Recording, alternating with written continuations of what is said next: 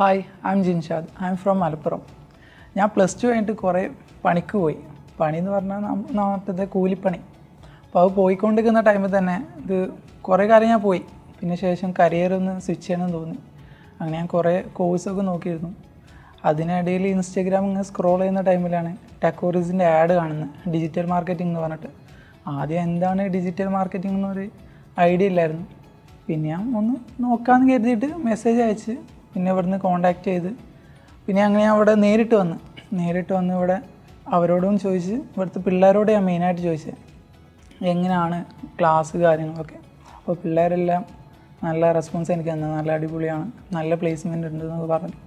പിന്നെ അവിടെ വന്ന് അതിനുശേഷം ഞാൻ ജോയിൻ ചെയ്ത് കഴിഞ്ഞിട്ട് പിന്നെയാണ് മനസ്സിലായത് ഡിജിറ്റൽ മാർക്കറ്റിംഗ് ഇത്ര വാസ്റ്റ് ഏരിയ ആണെന്ന്. പിന്നെ ഞങ്ങൾക്ക് ക്ലാസ് എടുത്ത മാമായാലും റഫത്ത് മാമായിരുന്നു ഞങ്ങൾക്ക് ക്ലാസ് എടുത്തത്. SEO SMM